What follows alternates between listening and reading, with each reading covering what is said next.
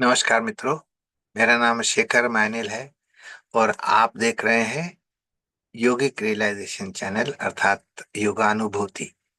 तो इससे पहले हम लोग इस सत्र का आरंभ करें। मैं गणपति महाराज जी से और हनुमान जी महाराज जी से आशीर्वाद लेके ही प्रारंभ करते हैं।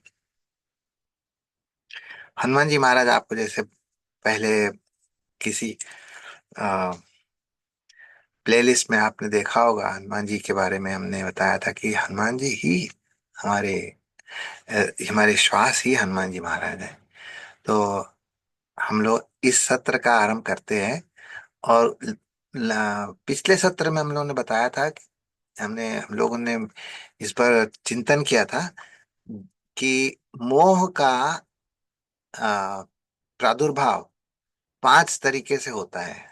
पांच, एक अज्ञान, दूसरा इंद्रियों इंद्रियों के प्रभाव से। इंद्रियों के प्रभाव मतलब उसमें सबसे अधिक कान का रोल है। मन की वृत्तियां तीसरा है। और चौथा है संस्कारों का प्रभाव।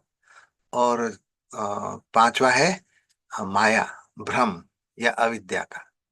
सो इग्नोरेंस, अज्ञान। इग्नोरेंस मतलब दो तरह के होते हैं। एक तो एक इग्नोरेंट मनुष्य होता है। इग्नोरेंट मतलब बिल्कुल अज्ञानी। और एक इग्नोरामस। अज्ञानी जो होता है उसको बेचारे को उसकी शिक्षा की कमी की वजह से होता है उसके। और वो निर्दोष होता है, बहुत ही निर्दोष होता है। एक अज्ञानी मनुष्य बहुत ही निर्दोष होता है। उसमें उसको सीमित अनुभव है, उसको उसका अनुभव उतना व्यापक नहीं है। और उसको क्या अच्छा है क्या बुरा है इसका इसका कोई ज्ञान नहीं है। और तथ्यों का भी जिसको बोलते हैं ना की उपेक्षा करता है, या तो प्रॉब्ली या अनजान है उससे, तथ्यों से अनजान है, तो वो असली में निर्दोष ही होता है।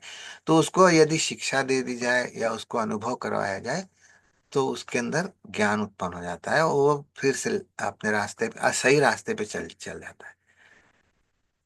और एक इग्नोरामस मनुष्य होता है। इग्नोरामस का होता है कि व्यक्ति जो जानबूझ कर ज्ञानी बनता है, उसको मालूम है क्या सही है क्या गलत है, फिर भी वो अज्ञानी बन के रहता है। तो ये ऐसा क्यों होता है? ऐसा क्यों होता है कि बौद्धिक जिज्ञासा नहीं होती उसमें। उसको नई जानकारी जानने की इच्छा ही नहीं होती। और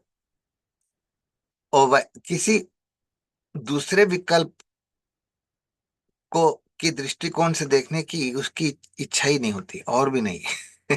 बौद्धिक जिज्ञासा नहीं है। वैकल्पिक दृष्टिकोण पर विचार करने पर इनकार करता है, बिल्कुल नहीं चाहिए हमको।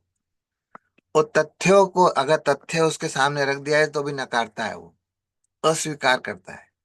उसकी प्रवृत्ति ही नहीं है उसको। He stuck in his own world, that's what they say, right. और गलत जानकारी पर निर्भर रहता है हर समय। कोई भी अम, अ, एकदम फॉल्स न्यूज जिसको बोलते हैं ना, फेक न्यूज, उसी पर उसका आनंद प्राप्त, उसी से वो जीवित रहता है। उसको सत्य के बारे में जानकारी की कोई भी इच्छा नहीं होती। तो ये हालत है आपके इग्नोरामस और अज्ञानी।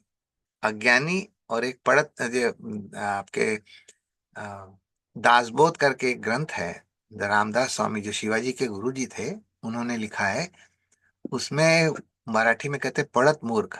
एक मूर्ख होता है, एक पढ़त मूर्ख होता है। तो हिंदी में उसको कहते हैं अ, जिसको बोलते हैं जटिल जट। जटिल सठ, सठ मनुष्य, एकदम सठ कोई उसको तो एक कथा आती है बड़ी सुंदर। मोह भ्रम कैसे हो जाता है, किसी को मोह भ्रमित हो जाता है।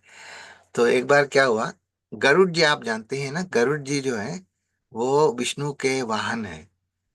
तो एक बार क्या हुआ कि जब उन्होंने नारद जी ने देखा कि रामचंद्र जी और लक्ष्मण जी को नागपाश से बांध के रखा गया है। रावण और मेघनाथ ने उनको बांध दिया है और वो छूट नहीं पा रहे। नागपाश का यही होता है कि जितना आप प्रयत्न करेंगे उतना और जकड़ते चले जाएंगे। तो वही हाल उनका हो रहा था। श्री राम जी का।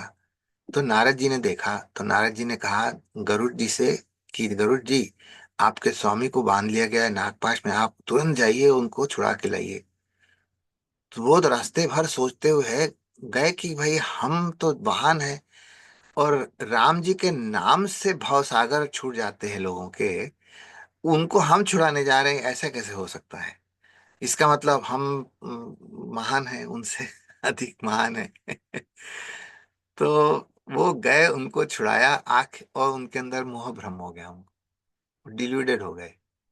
अब वो बेचारे अपना व्याकुलता दूर करने के लिए कि हम बड़े हैं कि राम बड़े हैं, यही नहीं समझ में आ रहा है। हालांकि उनको उनको मालूम था कि राम बड़े हैं, वो विष्णु है, हमारे हमारे स्वामी है वो, फिर भी उनको भ्रम हो गया। तो वो गए ब्रह्मा जी के पास, ब्रह्मा जी को कथा सुनाई कि ऐसा ऐसा हुआ है, और मैंने उनको छुड़ा दिया रांग नाग पाश से। तो ब्रह्मा जी मुस्कुराए, उन्होंने कहा आप बहुत ही सत्य कथा बोल रहे हैं, आप बहुत अच्छी बात, प्रश्न आपका बहुत सुंदर है। आप पूछ रहे हैं कि आप बड़े हैं कि राम बड़े हैं, विष्णु बड़े हैं, यही हमें समझ में आ रहा है। जिसके नाम एक बार लेने से भव सागर टूट जाता है, और बहुत सारे बंधन टूट जाते हैं, उनको मैंने छुड़ाया है।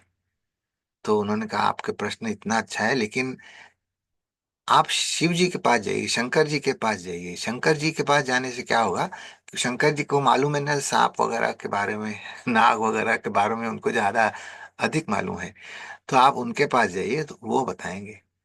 तो शंकर जी जो थे कैलाश से निकल के वो कुबेर के घर जा रहे थे उस समय। तो उन्होंने कहा कि गरुड़ जी, आपका प्रश्न अति सुंदर है, लेकिन खग की भाषा खग ही जाने, पक्षी की भाषा पक्षी ही जानेगा। तो हम आपको ऐसे पक्षी के पास भेजेंगे जिनको असली में इसका ज्ञान है। वो बहुत उच्च कोटि के संत हैं, वो हर समय वो राम कथा कहते रहते हैं। तो राम कथा के द्वारा आपका मोह भंग हो जाएगा उनके पास जाने से। तो तब वो बोलते हैं गरुड़ जी से, तब तब ही होई सब संशय भंगा, जब बहुकाल करिए सत्संगा। वो तभी ये डाउट भंग होगा, आपका संशय, ये जो डाउट आ गया है आपके अंतःकरण में, वो बहुत तभी भंग होगा उसको जब तक आप बहुत बहुत लंबे काल तक सत्संग न करें। तो वो गए गरुड़ जी काकभूषुंडी जी के आश्रम में। वो वहाँ कैलाश, उसमें मानसरोवर के पास एक झील है जो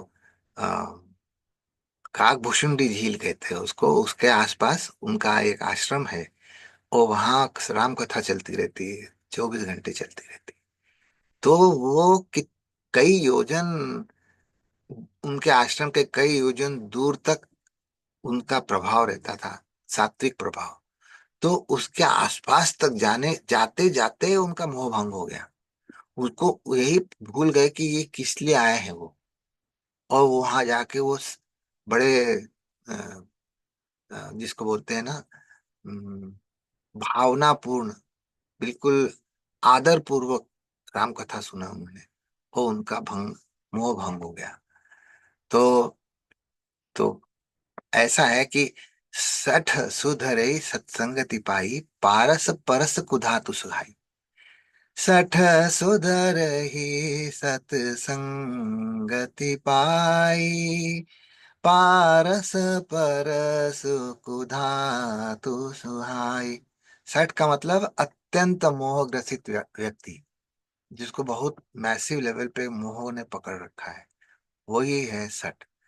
तुलसीदास जी से पूछा गया, सर जी आप बताइए, आपको भी बताया था ना प्रभु ने कि जाइए आप, अगर आप मोह ग्रसित हैं तो सत्संग कीजिए। तो उन्होंने कहा कि बात तो सही है आप, मैं तो सत्संग करने गया था और मुझे सत्संग भी बहुत सुंदर मिला हनुमान जी से। तो कहते हैं कि हम सुधर गए, सठ सुधर गए हम। जैसे पारस पत्थर को यदि कोई कुधा तो मतलब लोहा, पारस, तो वो सोना बन जाता है। तो पारस पत्थर को लोहा से छू दीजिए, तो वो लोहा सोना बन जाता है। ये काम करता है सत्संग। तो सठ सुधरई सतसंगति पाई, पारस परस, परस मतलब स्पर्श, पारस परस कुधा तो सुहाई। तो अच्छा ये ये है कि मोह के जितने भी फैमिली है, परिवार है, काम है, क्रोध, लोभ, मद, अहंकार, मत्सर, भय, ममता, ये सब जो है, ये उनकी फैमिली है। हम्म, उनकी फैमिली को सॉल्व नहीं कर सकते हैं। मतलब जैसे क्रोध को, आपको आपको क्रोधी हो, आपको क्रोध को शांत करना चाहिए, नहीं होगा। क्यों? क्योंकि ये मन के अंदर है। लेकिन मोह जो है वो चित्त में रहता है। तो मोह को जब तक मोह को नहीं मोह का निवारण नहीं हो करते, तब तक ये जितने भी अ, जो बीमारियां हैं ना, इसके मोह जनित बीमारियां जो हैं, वो दूर नहीं होती। तो इसलिए मोह का सबसे पहला जाना अति आवश्यक है। और कहा जाता है सत्संग में। तो हम लोग अगले सत्र में सत्संगत्वे निस्संगत्वा, भज गोविंदम में बहुत सुंदर है।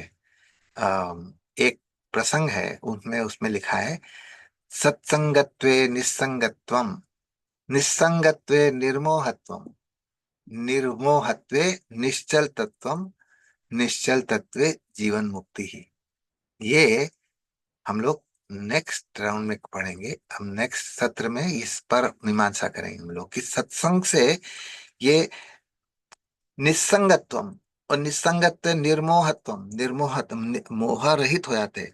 तो उससे पहले सत्संग से कैसे आप हमारी बुद्धि शुद्ध होती है, और अस्थाई वस्तुओं से हमारा जिसको अनुराग चला जाता है धीरे धीरे।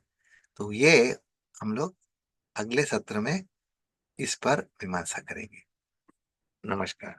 आपको यदि ये कथा हमारी अच्छी लग रही हो, तो आप अवश्य अपने मित्रों से कहिए कि ये भी सुने, और सब्सक्राइब भी कर लीजिए जिससे कि हम लोगों का नाता बना रहे। हाँ? धन्यवाद बहुत बहुत।